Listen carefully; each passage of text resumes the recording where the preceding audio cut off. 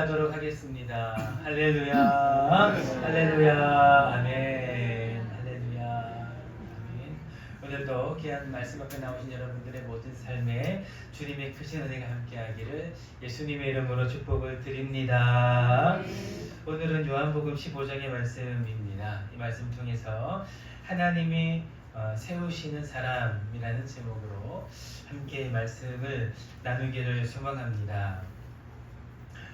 오늘 본문이 말씀하고 있는 것은 총 3가지입니다. 그 중에서 가장 근간이 뿌리가 되는 것은 무엇인가? 바로 하나님께서는 하나님의 사람들을 세워 나가신다라는 것입니다. 또한 이 하나님의 말씀은 하나님께서 허락하신 이 이스라엘 백성들의 그 역사가 시작될 때부터 이루어졌다라는 것을 우리는 익히 알고 있습니다. 하나님께서 여러분들을 세우실 줄을 믿습니다. 하나님께서 이 하나님의 사람들을 세우면 분명한 이유가 있는데 오늘 본문의 말씀에는 이것이 바로 열매를 맺게 하기 위해서다라고 분명히 말씀하고 있습니다. 우리 먼저 하나님 오늘 본문의 말씀 16절을 우리 함께 읽어보기를 소망합니다. 16절 함께 읽겠습니다. 시작. 너희가 나를 택하였으며 내가 너희를 택하여 세웠나니 이는 너희로 가서 열매를 맺게 하고 또 너희 열매가 많게 하여 내 이름으로 아버지께 무엇을 구하든지 다 받게 하려 함이라. 아멘. 오늘 성경의 말씀이 분명히 이야기를 하고 있지요. 너희가 나를 택한 것이 아니다. 그리고 내가 너희를 택하여 세웠다라고 말씀을 하십니다. 이것은 특별히 크게 2가지를 이야기를 하는데요. 하나님께서 우리를 택하신 것이다 라는 것, 또한 내가 하나님께서 택한 것이 아니다 라는 것은 하나님의 이 땅 가운데 있는 하나님의 은혜 그리고 하나님의 섭리 경세를 이야기를 하는 것입니다. 즉 무엇인가? 여러분 오늘 다 무엇을 타고 오늘 예배당 가운데 오셨는지 잘 모르겠습니다. 다 차를 타고 오셨을 텐데요. 날씨가 너무 더워서 요즘은 걸어서 한 1분 거리도 잘 못 나갈 것 같더라고요. 근데 중요한 것은 무엇인가? 우리가 다 함께 이 주일 11시 예배가 돼요. 어떤 분들은 이렇게 사랑하는 친구의 손을 잡고 오기도 하셨고 또 어떤 분들은 가족과 함께 이렇게 나오셨을 터인데 그 모든 발걸음이 바로 우리의 선택이 아니다라는 것을 하나님께서 말씀하고 있다라는 것입니다. 할렐루야. 이것은 하나님의 은혜입니다. 우리가 그저 이 자리에 나와 있는 것이 아니다라는 것을 먼저 말씀하고 있다라는 것이죠. 모든 것이 마치 우연히 우리가 살아가는 우리의 하나하나의 선택 가운데에서 이 자리에 나와 있는 것만 같습니다. 그러나 이것은 하나님의 뜻이 아니다라는 것이죠.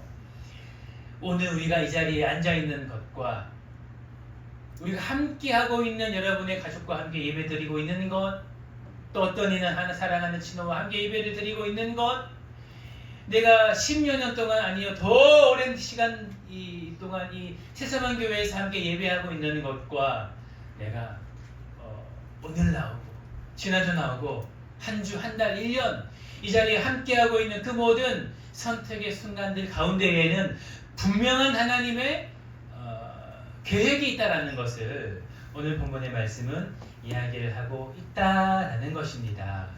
이것이 오늘 본문의 말씀에 말씀하고 있는 하나님의 택하심, 선택이라는 것입니다. 그렇기 때문에 이 자리가 바로 은혜의 자리다라는 것이지요. 하나님을 알지 못하여 저 세상에서 죽어가고 있는 그 사망 권세 가운데에서 저 지옥으로 가고 있는 우리의 불쌍한 영혼을 하나님께서 사랑하심으로 말미암아 택하셔서 이 자리에 세우셨다는 것을 하나님은 분명히 말씀하고 있다는 것입니다. 우리는 먼저 이것을 감사하는 영혼이 되어야 한다는 것이죠. 하나님께서 부르시지 않았다면 우리 가운데에는 은혜가 없습니다. 하나님께서 부르시지 않았다면 하나님께서 말씀하신 그 은혜의 말씀을 듣고도 우리는 깨닫지 못하고 이 자리 가운데 나오지 못했다라는 것입니다. 성경은 분명히 말합니다. 성령께서 우리 가운데에 깨닫게 하심으로 말미암아 우리 가운데 하나님의 그 말씀을 응답하며 영접하게 하시고 하나님을 믿는 그 놀라운 믿음을 우리 가운데 허락했다라고 성경은 분명히 이야기를 하고 있다라는 것입니다. 이것이 은혜다라는 거죠. 이것이 하나님을 향한 하나님의 놀라우신 축복이다라는 것입니다. 먼저 오늘 본문의 말씀에는 이 택하심, 바로 하나님의 자녀, 하나님의 백성, 할렐루야, 이것으로 말미암아 택하신 하나님의 은혜가 있다라는 것을 말하고 있다라는 것입니다. 이 은혜를 감사하며 예배하며 하나님께 나아간 여러분의 삶이 되시기를 예수님의 이름으로 축복을 드립니다. 왜냐하면 이 감사가 없이는 우리 삶에 대한 하나님의 감사와 하나님의 그 사명도 없기 때문입니다. 하나님께서 나를 부르셨구나. 하나님께서 나를 불러 세우심으로 말미암아 이 더운 날씨 가운데에서도 오늘 이 자리, 하나님의 예배 자리 가운데 불러 주셨구나라고 하는 이 감사하는 마음의 고백에서부터 우리의 신앙의 이 모습은 시작이 되어진다라는 것입니다. 그러면 두 번째는 무엇인가? 바로 오늘 본문에 말씀하고 있는 이 단어 그대로 하나님의 열매를 맺기 위해서, 하나님의 사명을 위해서, 하나님의 계획하심을 위해서, 하나님의 역사하심을 위해서 하나님 오늘날 우리 한 분 한 분을 택하여 세우신다라는 것을 오늘 본문의 말씀은 분명히 이야기를 하고 있다라는 것입니다. 이것은 구약시대에서부터 잘 나타난 하나님의 역사하심입니다. 하나님은 하나님의 나라의 역사를 위해서 하나님의 사람을 세우심으로 말미암아 그 역사를 이루셨다라는 것입니다. 이것은 구약시대에서부터 오늘날에 이르기까지 변하지 않는 하나님의 섭리하심이다라는 것입니다. 우리는 이것을 흔히 하나님은 홀로 역사하시는 것이 아니라 바로 하나님께서 택하신 사람과 함께 동력하신다, 사용하신다라고 우리는 이야기를 하고 있습니다. 모세를 보도록 하겠습니다. 여러분들이 잘 아시는 모세는 이스라엘의 출애굽을 위해서 모세를 부르셨다라는 것입니다. 구속의 사역이 시작이 되는 아브라함을 세우실 때에도 마찬가지였습니다. 하나님께서 이제 이 이스라엘 백성을 통하여서 본격적으로 내가 구속의 사역, 우리 인류의 모든 죄를 대속하는 하나님의 사역을 시작해야 되겠다라고 하시는 그때의 하나님은 아브라함이라는 사람을 불러 세우셨습니다. 그분이겠습니까? 이런 대단한 하나님의 역사, 하나님의 사역을 위해서 세우신 것이 아닙니다. 성막을 짓기 위하여 부살렐과 오홀리압 같은 기술자들을 세우셨고, 초대교회에 하나님의 놀라운 공동체의 사역의 그 모든 식탁을 위해서 7 집사들을 세우면서 그들을 섬기며 세우셨고, 민족의 위기 때에는 에스더 같은 사람을 세우셔서 하나님의 그 놀라운 역사를 이루셨다라는 것이죠. 우리의 역사 가운데에서는 15세기, 16세기 이 부패해져 있는 이 가톨릭의 이 부패된 것들을 해결하기 위하여서 하나님은 하나님의 역사하심으로 말미암아 놀라운 하나님의 사람을 세우셨고, 그리고 마틴 루터 외에 그 이후에도 한 사람 한 사람 때를 따라가는 하나님의 사람들을 세우셨다라는 것입니다. 중요한 것은 무엇인가? 하나님은 분명히 하나님의 사람들을 세우신다라는 것입니다. 하나님의 사람들을 세우심으로 말미암아 하나님의 놀라운 사역을 이루어 가신다라는 것이 바로 오늘 본문의 말씀의 첫 번째 메시지라는 것입니다. 사랑하는 성도 여러분, 이것을 다시 말하면 오늘날을 살아가는 우리도 하나님께서 세우신다라는 것을 오늘 본문의 말씀은 말하고 있습니다. 하나님은 여러분들을 택하여 세우십니다. 할렐루야. 아멘. 하나님의 나라와 하나님의 역사를 위하여서 여러분들을 세워 나가신다라는 것입니다. 그렇다면 중요한 것은 무엇인가? 하나님께서 하나님의 사람과 하나님의 역사를 위하여 하나님의 사람들을 세워 나가시는데, 그렇다면 하나님께서 어떠한 사람들을 세워 나가시는가라는 것입니다. 하나님께서 세우시는 사람은 어떠한 사람인가라는 것이 중요하다라는 것이죠. 그렇다면 하나님께서 세우시는 사람은 무엇인가, 누구신가? 첫 번째는 바로 하나님의 말씀에 순종하라는 사람을 하나님께서는 세우신다라는 것입니다. 우리 함께 따라하도록 하겠습니다. 하나님은 순종하는 사람을 세우십니다. 순종하는 사람을 세우십니다. 아멘. 하나님 첫 번째로 하나님의 말씀에 순종하는 사람을 세우신다라는 것입니다.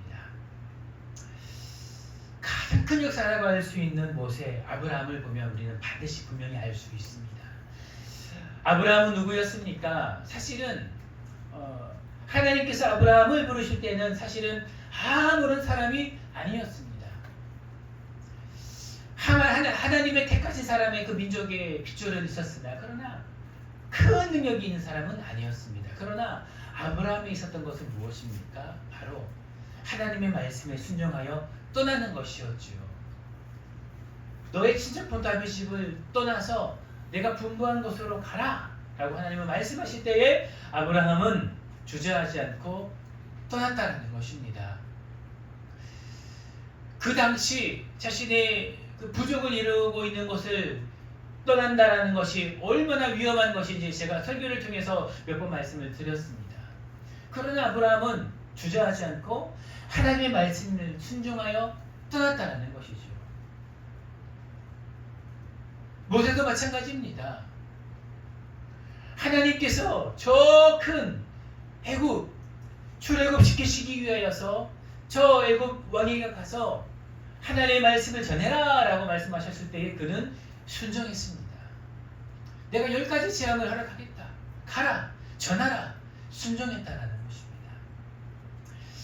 하나님께서 세우시는 사람은 순종하는 사람이라는 것입니다. 여러분 왜 그렇겠습니까? 왜냐하면 하나님의 역사를 이룸에 있어서 가장 중요한 것은 바로 하나님의 말씀에 따라 나아가는 것이기 때문에 그렇습니다. 하나님의 세우시긴 목적이 무엇이겠습니까? 그 사람을 통하여서 때를 따라 돕는 하나님의 역사를 통하여서 열매를 맺고 하나님께 영광을 올리기 위한 것인데, 그 모든 일련의 가정이 하나님의 말씀이 아닌 하나님의 뜻이 아닌 자신의 마음과 자신의 뜻대로 가는 것이면 어떻게 되는 것이겠습니까? 그 열매가 순상이 되어진다는 것이겠죠. 흠이 있는 열매는 먹을 수가 없습니다. 흠이 있는 열매는 상품성이 없다라는 것입니다. 흠이 없는 열매는 저 길바닥에 벌어지게 된다는 것입니다.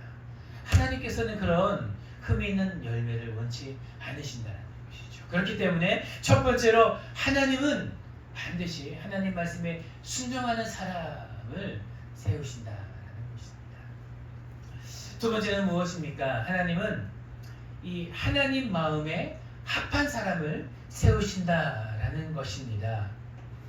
하나님의 합한 사람, 대표적인 사람이 누구입니까? 바로 다윗입니다.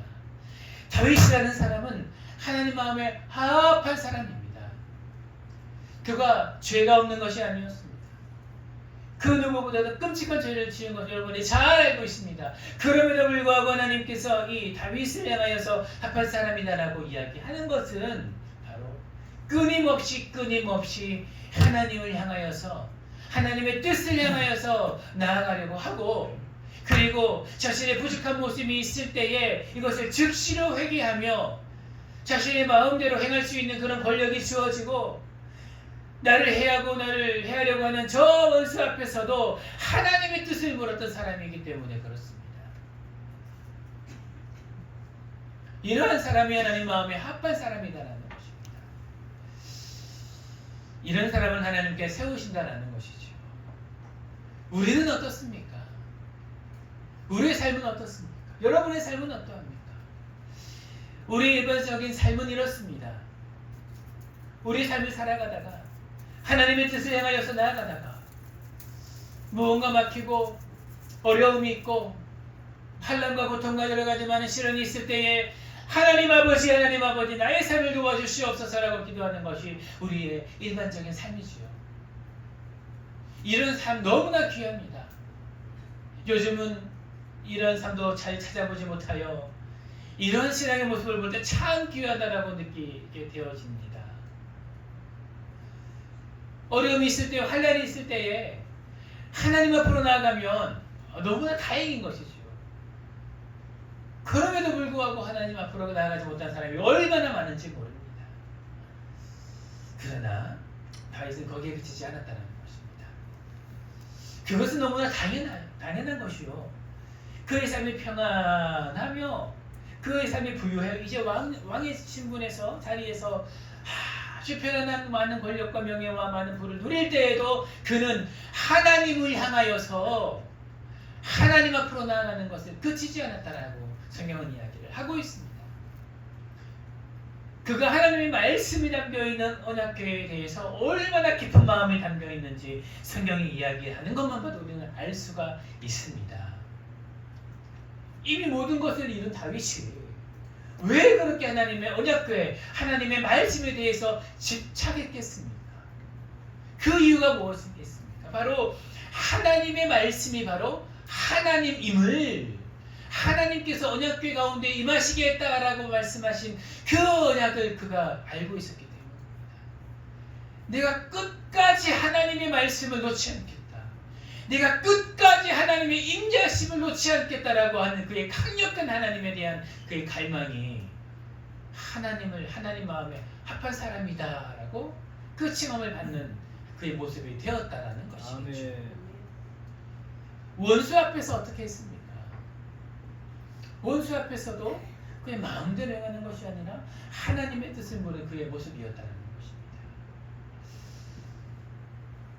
그렇기에 여러분의 삶이 평안하며 하나님의 축복 가운데에서 여러분의 삶이 아주 좋은 시즌을 보내고 있을 때에 우리는 더 깊이 하나님의 말씀을 붙잡고 하나님의 능력을 향하여 나아가야 된다는 것을 오늘 본문의 말씀은 이야기를 하고 있다는 것입니다. 여기에서 이 하나님의 택하시고 세우시는 삶이 결정이 난다는 것이겠죠.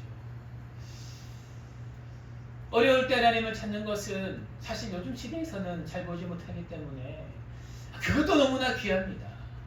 그러나 더 깊은 그 마음속에 있는 중심을 보는 것은 바로 부유할 때겠죠. 여러분이 잘 나갈 때입니다.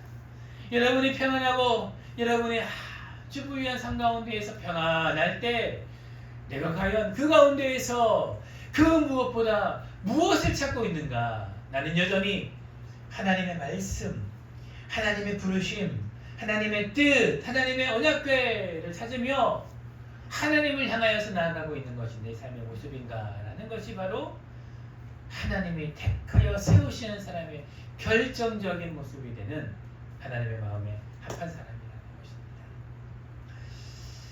여러분, 세 번째는 무엇입니까? 하나님이 택하여 세우시는 사람은 자신의 능력보다 하나님의 능력을 의지하는 사람입니다. 하나님의 택하시는 사람들은 다 이러한 모습을 하나님 앞에 보였다라는 것입니다. 참 미안하죠. 조그마한 힘을 가지고 있으면 우리는 아주 겸손해집니다.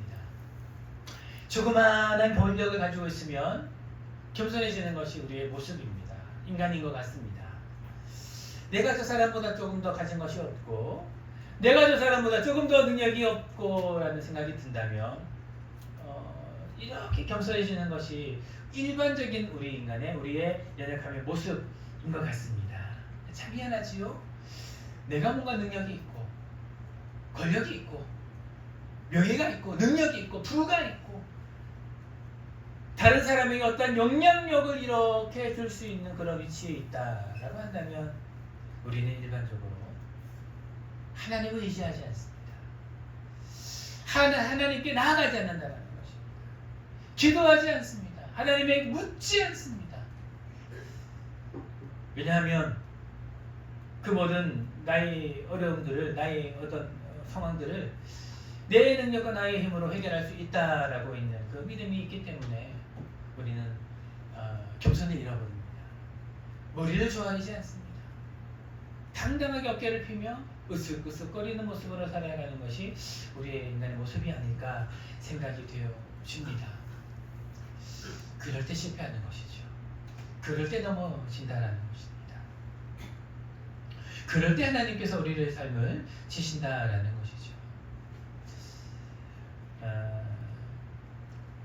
하나님께서 하나님의 사람을 세우실 때에 하나님의 분명한 뜻이 있다라고 말씀을 드렸습니다. 여러분들이 잘 아시는 구약시대의 사울 왕도 그러했습니다.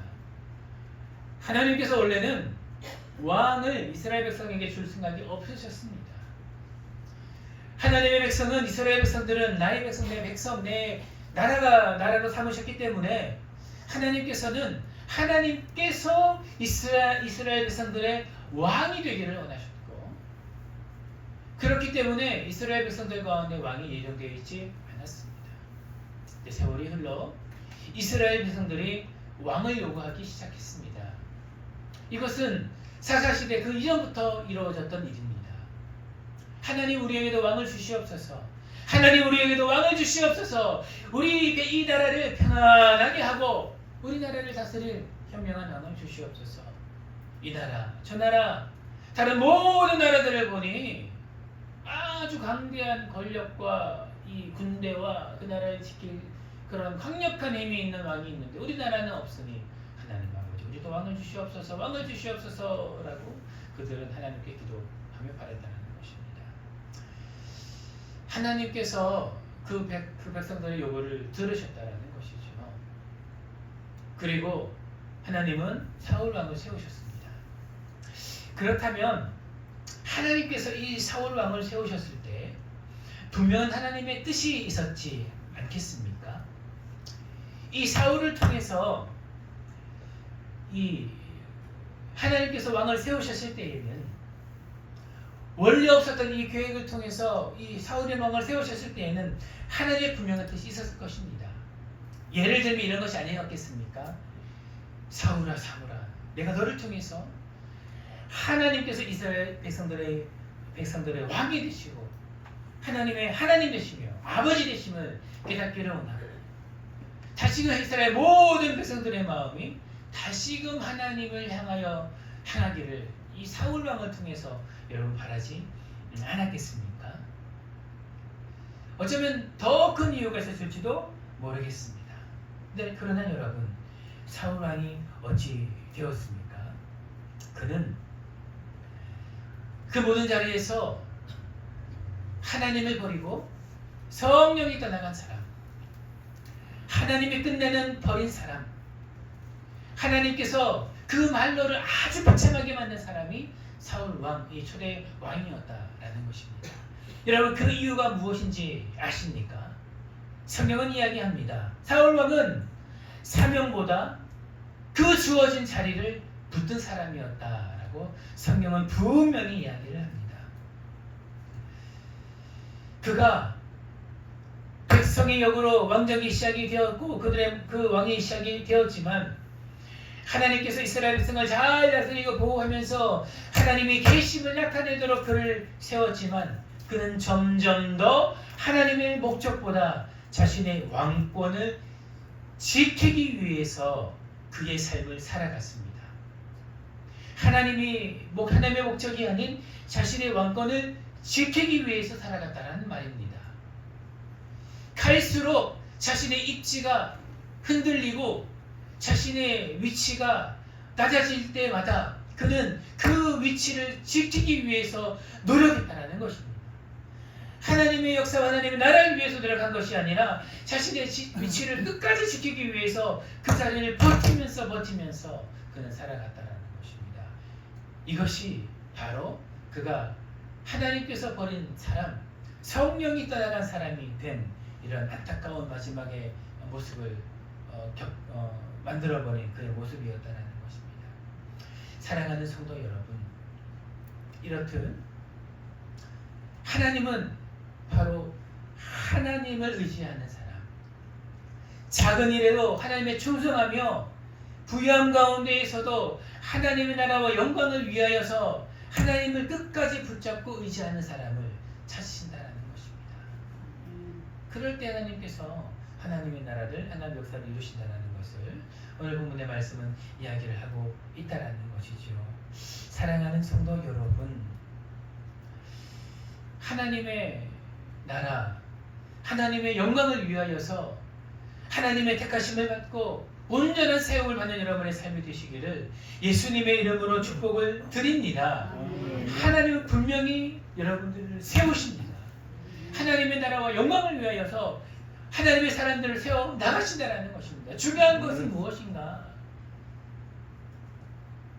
모든 사람들을 세우시되 모든 사람들을 사용하시는 것은 아니다라는 것입니다.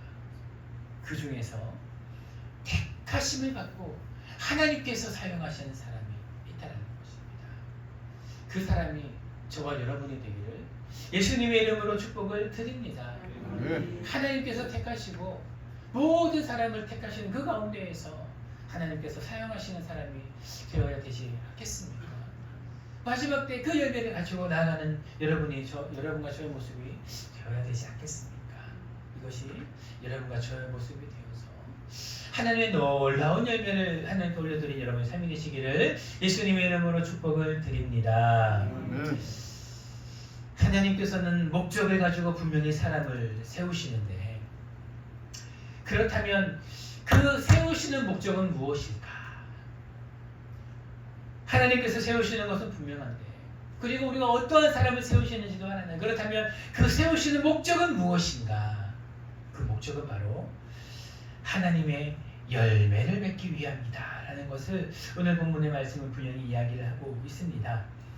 오늘 이 15장 16절의 본문에 보면 이렇게 이야기를 하죠. 이는 너희로 가서 열매를 맺게 하고 또 너희 열매가 항상 있게 하여 라고 오늘 본문의 말씀은 이야기를 합니다. 하나님의 택하심의 목적은 무엇인가? 열매입니다. 열매라는 것은 하나님의 분명한 사명의 목적이 있다라는 것이죠. 그리고 그 목적대로 우리를 부르신다라는 것을 오늘 본문의 말씀은 이야기를 하고 있습니다. 사랑하는 성도 여러분, 그렇기 때문에 하나님의 이 열매라는 것은 분명한 사역의 하나님의 부르심의 목적임을 말씀하고 있습니다. 우리의 삶의 목적이 바로 이 열매가 되어져야 된다라는 것을 말하고 있는 것이지요.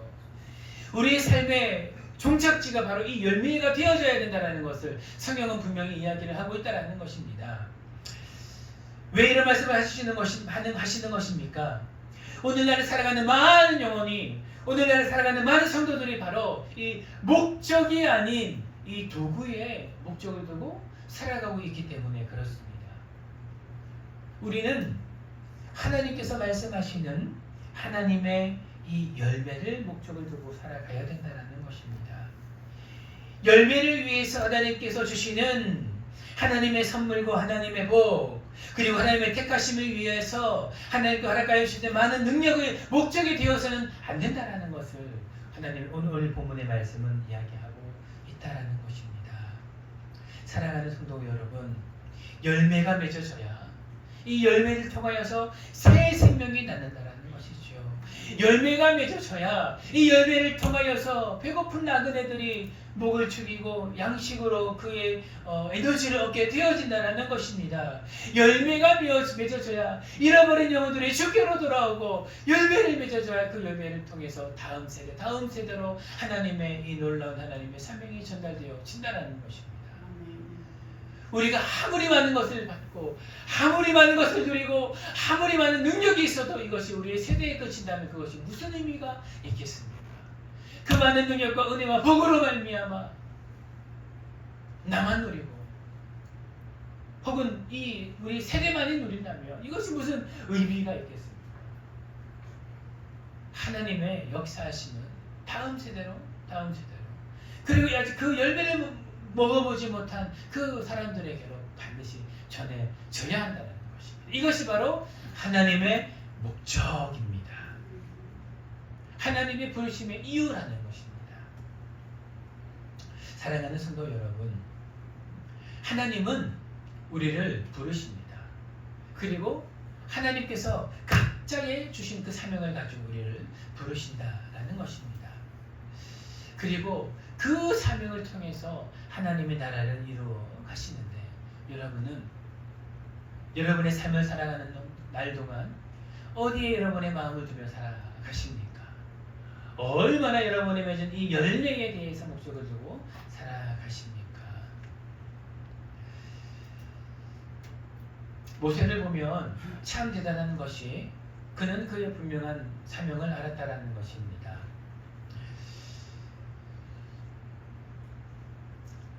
모세의 분명한 사명은 출애굽이었습니다. 그리고 어쩌면 그 이후에 일까지 있었는지도 모르겠습니다. 그러나 일단은 역사적으로는 그는 가나안 땅에 들어가지는 못했습니다. 하나님의 처음 계획은 가나안 땅까지였는지도 모르겠습니다. 그러나 이스라엘 백성들이 죄를 지음으로 말미암아 이 40년의 시간 동안 그들은 광야의 생활을 해야 됐고, 그리고 이 마지막 광야의 생활의 마침을 이 모세는 찍었다라는 것입니다. 40년의 광야 생활을 했어야만 했지만 그는 불평하지 않았습니다. 그가 마지막 때에 가나안 땅에 들어가지 못했지만 그는 불평하지 않았습니다. 그의 마지막 설교를 보면 오직 이스라엘 백성들에 대한 걱정과 중보가 있었을 뿐, 그는 하나님을 향하여서 감사하며 그의 마지막 때를 보냈습니다. 가나안 땅에 들어갔으면 더 영광스러운 마무리가 되었겠지만 그는 그것이 하나님의 정의에 넣은 자신의 것이 아님을 분명히 알았습니다. 그렇기 때문에 하나님을 향하여서 감사할 수 있었다는 것이죠. 그가 어쩌면 이 마지막 때의 그 마지막 때의 설교를 하면서 하나님을 향하여서 감사할 수 있었던 이유는 무엇일까? 바로 그의 열매에 집중했기 때문이 아니었을까 생각을 한다는 것입니다. 그는 더 큰 열매를 바라지는 않았습니다. 그리고 더 작은 열매도 바라지 않았습니다. 그저 하나님께서 명령하신 그 말씀에 순종하여 그 열매를 잘 맺었는가.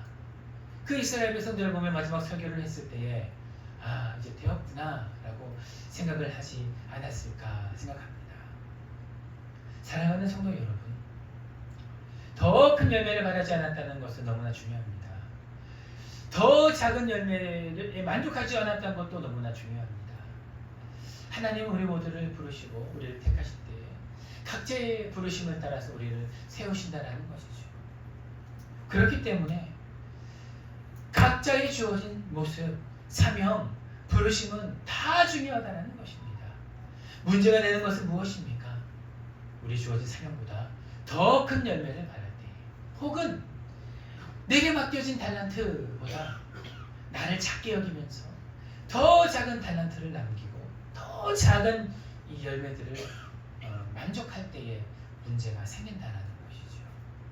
사랑하는 성도 여러분, 바라옵거나 없기는 더 큰 열매도 바라지 않고 더 작은 열매에 만족하지도 않으면서 하나님께서 나에게 주신 그 사명의 분명한 목적, 그 열매를 바라며 하나님께 나아가는 여러분의 삶이 되시기를 예수님의 이름으로 축복을 드립니다. 하나님께서 여러분을 오늘 이 자리에 부르신 것도 그 목적입니다. 하나님께서 아직 이 땅을 살아갈 수 있는 이 땅에서의 삶을 허락하신 이유도 이것입니다. 이것이 바로 오늘날을 살아가는 우리의 하나님의 목적임을 반드시 기억하시고 하나님을 향하여서 그 열매를 맺게 하는 하나님의 놀라우신 부르심에 나아가는 여러분 삶이 되시기를 예수님의 이름으로 축복을 드립니다. 마지막으로 이 16절의 마지막 말씀은 지난주에 나눴던 이 말씀과도 일맥상통하는 말씀입니다. 16절의 마지막 말씀 이렇게 이야기를 하죠. 너희 열매가 항상 있게 하여서 내 이름으로 아버지께 무엇이든지 구하든지 다 받게 하려 합니다. 라고 오늘 본문의 말씀은 이야기를 하고 있다는 것입니다. 즉 무엇입니까? 하나님께서 세우시는 궁극적인 목적은 열매이고 이 열매를 위해서 하나님의 사람들을 세우시는데 이것을 위하여서 하나님께 나아가는 모든 자들의 부르짖음에 대해서 무엇이든지 구하면 이 열매 맺는 것을 위해서 우리 가운데 다 허락하시는 것을 오늘 본문의 말씀은 이야기를 하고 있다는 것입니다. 하나님의 마음을 가지고 하나님의 뜻대로 살아가며 하나님의 열매를 위하여 기도하는 자에게 그 기도는 하나님께서 반드시 이루신다는 것을 오늘의 본문의 말씀은 이 언약으로 말씀하고 있다라는 것이죠. 그렇기 때문에 사랑하는 성도 여러분, 여러분의 모든 삶을 살아갈 때에 특별히 하나님께서 말씀하시는 이 열매를 위해서 기도하고 간구하는 여러분의 복된 삶이 되시기를 예수님의 이름으로 축복을 드립니다. 무엇이든지 구하는 대로 받는 하나님의 축복의 사람이 되는 것이 얼마나 놀라운 모습입니까? 얼마나 축복된 삶입니까? 여러분 한번 상상해 보십시오. 여러분의 삶에 무엇이든지 구하는 대로 받은 놀라운 축복이 임한다면 얼마나 감사하겠습니까? 바로 그 모습이 바로 열매를 향하여서 나아가는 사람의 응답의 모습이다라는 것을 오늘 본문의 말씀은 이야기하고 있다라는 것입니다. 작은 열매, 큰 열매는 중요하지 않습니다. 중요한 것은 하나님의 말씀에 따라 나아가게 될 때에 그것은 하나님께서 다 들으시는 줄 믿으시기를 축복을 드립니다. 바울은 내 은혜가 나에게 족하다라고 말했습니다. 그의 몸에 가시가 있음에도 불구하고 여전히 그 가시를 내 안에 두시는 것이 바로 하나님의 온전한 배에 가신 줄을 믿고 그는 그 가시를 없애달라고 기도하지 않았다라는 것입니다. 왜냐하면 그곳에 하나님의 뜻이 있는 줄 알았기 때문이겠죠. 그렇기 때문에 사랑하는 성도 여러분, 우리의 삶이 하나님을 향하여서 기도할 때에 바로 이런 마음이 있어야 되는 줄 믿습니다.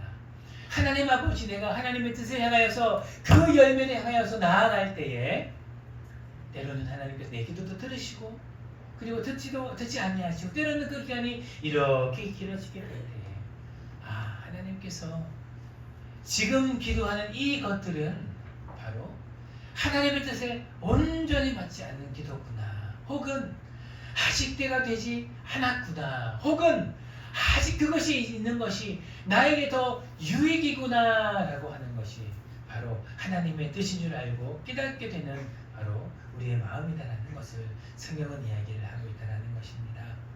사랑하는 성도 여러분, 하나님께서 허락하시는 그 때를 따라 돕는 은혜, 기도의 응답을 받음으로 말미암아 살아가는 놀라운 여러분의 모습이 되시기를 예수님의 이름으로 축복을 드립니다. 한 가지의 말씀을 드리며 말씀을 정리하려고 합니다. 사실 오늘 본문의 말씀은 사랑에 대한 말씀입니다. 어떤 사랑인가? 하나님에 대한 사랑에 거하고 우리도 하나님에 대한 하나님의 사랑과 하나님도 우리 안에 거하는 그 모습에 대한 말씀이 오늘 본문의 말씀인데, 오늘 본문의 말씀이 이렇게 이야기하면서 17절을 이렇게 정리합니다. 우리 17절의 말씀을 함께 읽어보기를 소망합니다. 함께 읽겠습니다. 시작. 내가 이것을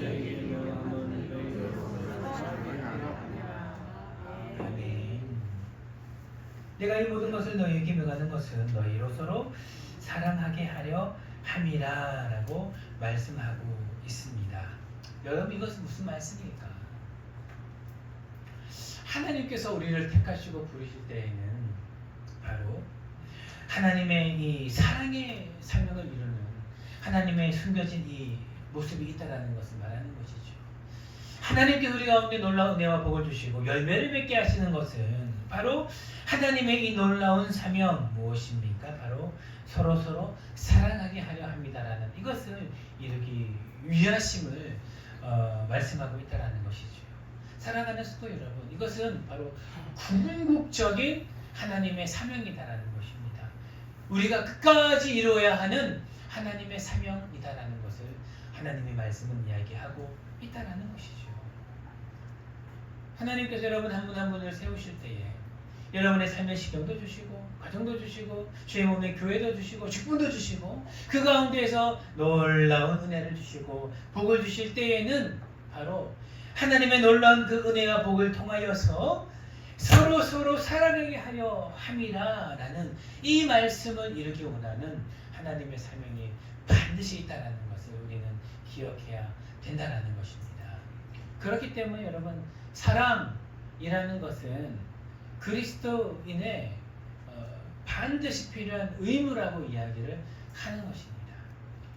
사랑은 권리가 아닌 의무입니다. 권리이기도 하지요. 주의 사랑하는 자녀된 백성으로서 이 사랑이라는 것은 우리의 분명한 권리입니다.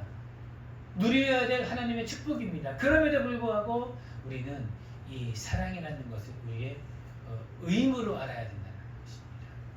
책임이라는 것이죠. 하나님께서 택하여 세우신 하나님의 사랑, 구원받은 백성, 하나님의 나라의 백성들은 반드시 이 사랑하는 것을 이루어야 된다는 것을 오늘 본문의 말씀은 말씀하고 있다는 것입니다. 사랑하는 성도 여러분, 여러분의 삶에 이 사랑이 넘치기를 예수님의 이름으로 축복을 드립니다. 이 사랑의 모습을 통해서 열매 맺는 삶을 살아가시기를 축복을 드립니다. 여러분이 가는 곳마다 예수 그리스도의 이 사랑의 향기가 흩어짐으로 말미암아 여러분의 사랑을 먹고 자라나는 잃어버린 영혼들이 많아지기를 예수님의 이름으로 축복을 드립니다. 오늘 이 말씀이 저와 여러분을 향한 말씀이 되어 이 더운 날씨 가운데에서도 하나님의 마음을 시원케 해드리는 여러분의 삶이 되시기를 마지막으로 축복을 드립니다. 함께 기도하겠습니다. 하나님 아버지 감사를 드립니다. 오늘 본문의 말씀이 우리의 말씀이 되어 하나님의 말씀을 이루며 열매를 맺고 사랑을 이루며 살아가는 복된 삶이 되어질 수 있도록 축복하여 주시옵소서. 감사를 드리며 살아계신 예수님 이름으로 기도를 드립니다.